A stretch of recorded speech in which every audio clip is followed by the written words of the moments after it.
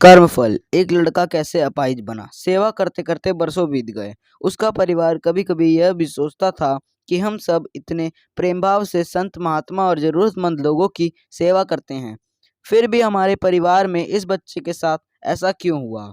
इसका क्या दोष था जो वह अपाहिज है।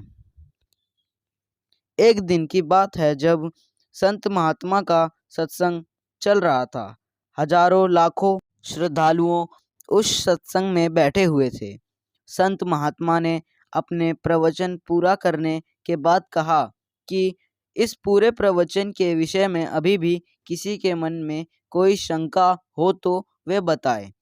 हजारों लाखों श्रद्धालुओं के बीच उस अपाहिज पुत्र के पिता ने संत महात्मा से एक सवाल किया कि हे महात्मा, हम सब निस्वार्थ भाव से जरूरतमंद लोगों की सेवा करते हैं और हमारा पूरा परिवार अहिंसा के मार्ग पर चलता है, कभी भी किसी के बारे में बुरा नहीं सोचते हैं, ना ही किसी का बुरा करते हैं। फिर भी ऐसा क्या गुनाह हुआ जो हमारा बच्चा अपाहिज पैदा हुआ। फिर गुरु ने जवाब दिया, वैसे तो मैं यह बात नहीं बता सकता, फिर भी आपके मन में दुविधा है तो सुनो। यह जो बच्चा है जो दोनों टांगों से बेकार है, पिछले जन्म में एक किसान का बेटा था।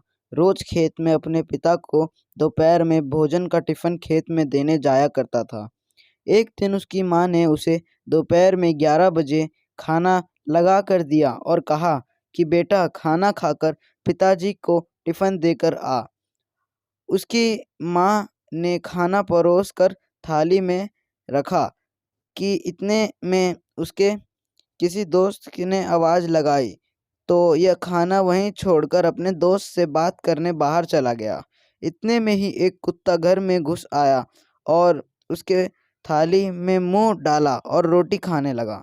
लड़का जैसे ही घर में वापस आया और कुत्ते को थाली में मुंह डालता हुआ देखकर पास ही में एक लोहे का बड़ा सा डंडा पड़ा हुआ था। उसने यह भी नहीं सोचा कि खाना तो जूठा हो चुका है। बिना सोचे समझे उस कुत्ते की दोनों टांगों पर इतनी जोर से लोहे का डंडा मारा कि वह कुत्ता अपनी जिंदगी में जब तक जिंदा रहा दोनों पैरों से बेकार होकर घसीटते घसीटते जिंदगी जिया और तड़प तड़प कर मर गया। यह उसी कुत्ते का बद्दुआ का फल है जो इस जन्म में यह दोनों टांगों से अपाहिज पैदा हुआ है। संत महात्मा ने कहा, पुत्र, इस संसार में इंसान को अपने अपने कर्मों का फल भुगतना ही पड़ता है।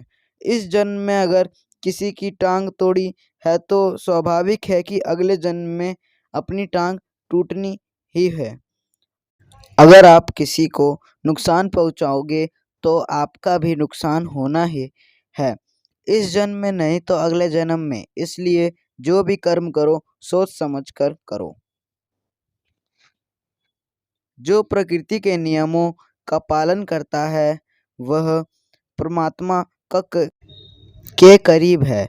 लेकिन ध्यान रहे, यदि परमात्मा भी मनुष्य के रूप में अवतरित होता है तो वह उन सारे नियमों का पालन करता है जो सामान्य मनुष्य के लिए हैं। हम जन्म या अगले जन्म में हर बुरे भले कर्म का प्रतिफल निश्चित रूप से भोगना पड़ता है। आप अपने कर्मफल से नहीं बच सकते। आप जहाँ भी जाते हैं तो कुछ भी करते हैं, आपके कर्म ही आपको शांतिपूर्वक देख रहे होते हैं।